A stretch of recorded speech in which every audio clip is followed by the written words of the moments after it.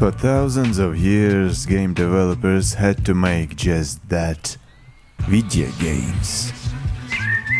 It all started with a rock drawing of a dude hunting deers, cowboys with weird hats, and wagon wheels. That was a prototype for Dead Redemption 2, ladies and gentlemen. The time was simple, clean, and elegant. We had like a single color for rendering the whole game, and another one for background. We had like a single button to make a single move available in the game. Something like jump, or shoot, or let me see, there was something else. Oh yeah, nothing. And then the 90s came in and there was a guy in a lab who finally invented the third dimension, and his name was John Romero. So he just pulled out the third dimension out of his beautiful hair so gamers could finally shoot, jump and do nothing in glorious, beautiful, low polygonal 3D environment. Then 2000s came and the developers are like, I'm not a game developer anymore, I am a movie developer now. So we got Fahrenheit, Fahrenheit 2, Fahrenheit 3, Называй меня майор Том. Fahrenheit 4, Fahrenheit fuck. Space so that she can slow down and comfortably stop.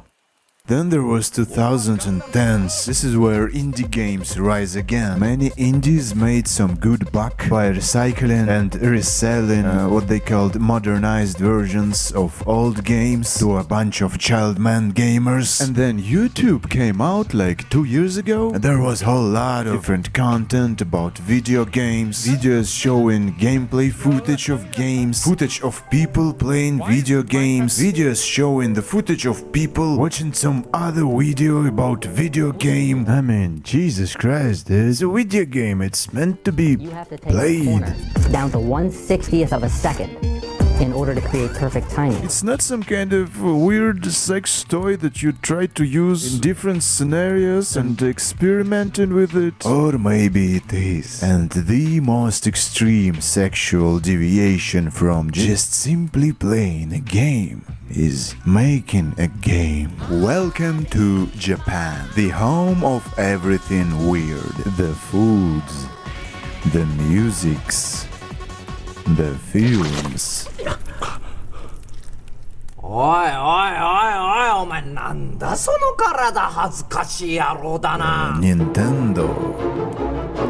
The evil genius who first came up with an idea of releasing not a game, but just a level editor without the actual game. They looked over YouTube and they're like, hey, there's a bunch of content about making games, about game design and about game programming. Seems like people are interested in this kind of stuff. Let's exploit that. And so they published Mario Maker 2 just like a couple days ago. And it sold 20 million Fox during the first 3 years. So it's not really a Mario Maker. For Nintendo it's more like a Money Maker. And so now what we see with the release of Meteor Maker, Super Dungeon Maker, and some other games now being in development like Speedrun Delivery, it's safe to say we are entering a new era of gaming with new ways to spark the player's creativity, where by playing a game you could build up some real-world skills when the player becomes the creator. With this kind of games, player can 100% tell their own unique and personal stories through the level design and even through custom music and art. And naturally, those games have two main cores. One being just a core gameplay, where you actually play in the levels, fighting enemies, etc. And the other one, where player takes the role of a content creator. And the thing is that second part, which is, well, basically a level or assets editor, is kinda a part of a game too, and player pays real money to get their hands on that level editor, and so logically using the editor should be as fun as playing the game. Remember the last time when working in a game engine was fun? Of course you don't. Making games is a pain in the ass. And it's kinda a good thing because you really have to buckle up on those intrinsic motivations. Remember Blender? In the old versions you had to select stuff using your right mouse button just because devs want to fuck with you. In this tutorial, you're going to learn how to model the World Cup soccer ball. They changed it to the left mouse button in current versions, and later on they probably add some nice juicy feedbacks, so every push of a button button would release those sweet dopamine hits in your head, and the AI will cheer you up, will rate your work, will wipe your ass, will fix your mistakes, you'll learn nothing new, and forever will stay a man-child you are. The real Sigmas choose Speedrun Delivery. None of that fancy, over-polished crap is presented there. Only flat-colored, bulky buttons and full-screen dead labels showing up over and over while you're testing your level over and over and over. Another thing these types of games should consider is to wrap the whole experience in a single campaign where things you make in the editor affects what happens in gameplay and vice versa. Through the in-game economy, for example, like they do it in Meet Your Maker, or you go the other route where the game has basically two modes. One is creative mode and the other is play mode. When making levels and going to so-called raids are connected in a single playing experience, it definitely makes the game more cohesive overall. On the other hand, going through dozens of annoying death traps just to get some resources before jumping back in the editor can be a bit sweaty experience. Plus, it adds a constraint of the whole campaign and all custom levels playing in the same kind of narrative. The story of all your levels in Meet Your Maker is always "Check this out, I've built a death trap." But they could be so much more if players were given more creative freedom. It's kinda hard to do when you're using 3D polygonal assets, but hey, they could at least add an option to paint your own textures and decals. Maybe throw in some simple music editor for those fine-tuned vibes, you know. Bread and butter of these games is variation. I wanna hop in and make a story about a little skull-headed kid who's looking for medicine for his ill, weird, creepy mother, and it all takes place in a world of eyes and blood and islands made of bones. But Meet Your Maker goes like, hey, wait.